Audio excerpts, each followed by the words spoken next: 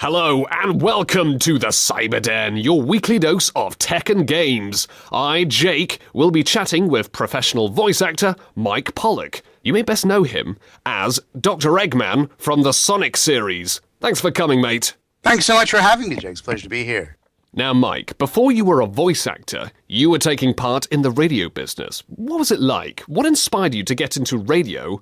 And then what inspired or motivated you to step out into the world of voiceovers? When I was a kid, I already had some sort of bizarre attraction to the radio and the theater of the mind, and there were a couple of local radio personalities who specialized in doing character voices, and they would do little comedy bits just with themselves. They would be talking in their regular voice and then talking right back to themselves in a character voice. I found that extremely amusing and impressive, and realized the other stuff that they were doing in the radio business, doing commercials with wacky voices and other stuff, and I eventually grew up and was old enough to be in the radio, got some part-time radio gigs, and found out what I really enjoyed rather than being an air personality and saying, "Hey, everybody, good morning, here's what's coming up next," was doing wacky voices in commercials, which I had to do when I wasn't doing the regular disc jockey type stuff. And eventually the radio industry took a turn for the worse and decided it had enough of me, and I entered in the radio syndication part of the industry, supplying radio content to disc jockeys who were not as creative as I was, and realized what I really enjoyed was doing the wacky voices that I got to do in commercials and comedy bits. And when radio syndication decided it had enough of me, I was able to parlay that resume of character voices into a career as a voiceover actor. Are there any specific inspirations from perhaps any radio shows or television shows that inspired you? There were legendary old-time radio shows, which are mostly forgotten now, but some of the signature voices who, if you Google them, you'll find out who I'm talking about. Frank Nelson, who is the guy you might have heard go, "Where? Yes!" That's just a hysterical voice that he did. Other old-time shows that I liked, like The Great Gildersleeve, which was a similar sounding voice. On television, I grew up watching Rocky and Bullwinkle and the cast of Rocky and Bullwinkle, who I had a chance to speak with on the phone very briefly when I was in school for a little project that I was doing. So much for that little brush with greatness, but their delivery of comedy and character lines was nonpareil, as we say. So those people, and of course the legendary Mel Blanc and Paul Frees and Doss Butler and the classic cartoon voices of my youth, as well as some of the radio legends like Dick Orkin, who's a legendary commercial voiceover guy, as well as Stan Freberg, who just passed away recently. You've provided voices for many characters in video games, anime shows, and much more. But you are most famously known as Sonic the Hedgehog's super intelligent rival, Dr. Eggman. Now, how did you get the role, and what is it that you enjoy about playing the character? As I was starting my voiceover career and sending out demo tapes, one of the places the demo tape went to that got a positive response was for an episode of Pokemon, which was being produced at the time by 4Kids Productions. 4Kids used me as essentially a cameo role in one of the episodes of Pokemon, and then when they started rolling out their 4Kids TV television programming, they remembered me because they were casting some of their various shows. They brought me in to audition and be cast for voices on Kirby Right Back At Ya, Ultimate Muscle. I was the promo voice saying, "Coming up next on the Fox Box," for a while. And one of the cartoons they were starting to dub was Sonic X.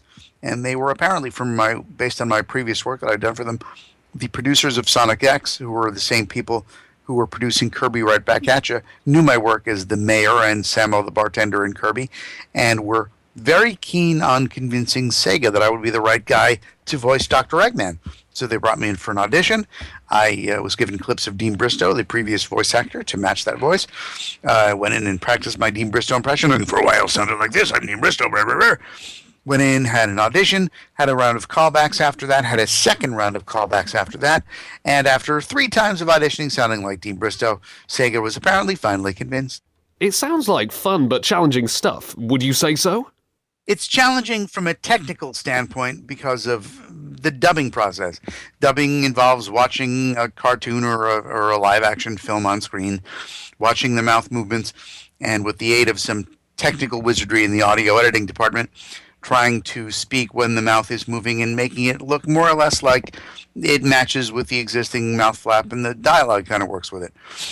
It's a little, especially as me being the audio-oriented guy that I am from being in radio, it was a bit of a challenge and still continues to be a challenge because my tendency is to want to look down at the script, but you kind of have to look both at the script and at the screen, and it's just a challenge making it work as perfectly as possible. Fortunately, thanks to the magic of digital editing, the sound engineer will stretch and squeeze and remove breaths to make it fit better.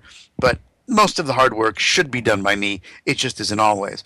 The really fancy studios now are putting the script right on the same screen, so you can look in the same general direction watching the video as well as watching the script without having to move your head. Are there any moments when playing said character that really stick out for you?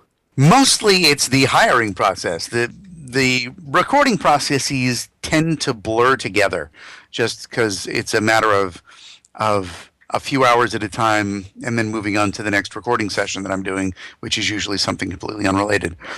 So while I have bits of memories of dubbing the lines in Sonic X and recording the lines for Sonic Boom, for example, the more memorable parts are getting cast originally as Sonic X and saying, "Hey, a gig, yay!" And then when they added the Sonic Boom responsibilities, when there was the big recast back in 2010, "Hey, I still have a gig!" And each little element that they keep adding, "Hey, more part of the gig!" So it's the news of new projects that's really more memorable. But whenever I'm standing in front of a microphone, no matter what I'm doing, whether it's a fun and exciting and funny cartoon or a boring narration about loan factoring, don't ask, even I don't know what it means, but I spoke about it for hours. I love working. It's the challenge of taking otherwise difficult material, perhaps, or words on a page and lifting it off the page until the people in charge are happy. On a personal note, are there any roles that you are proud of getting or that are your favourites? And are there any roles that you're not so happy about doing? The politically correct answer to that is always the next one is my favorite.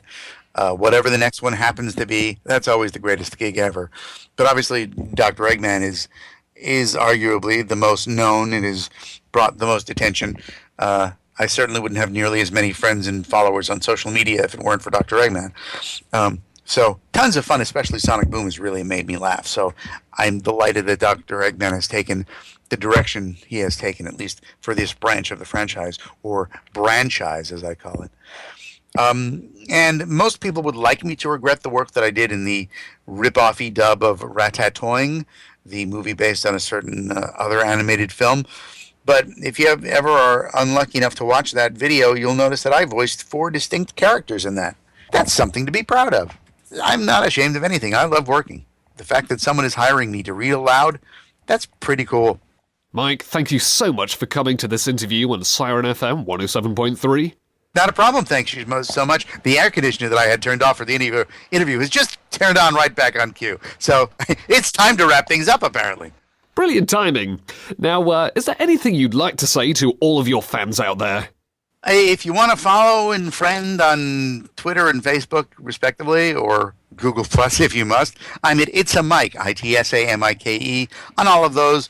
Chime in, say hello, don't be a pest. Also visit my website, similarly named, at itsamike.com. For those of you listening anytime soon, check the meet and greet page for my upcoming convention appearances, possibly one near you. I would just like to personally thank my dear listeners out there for once again tuning into this great interview on the Cyber Den, your weekly dose of tech and games. See you later, Mike. Thanks for asking.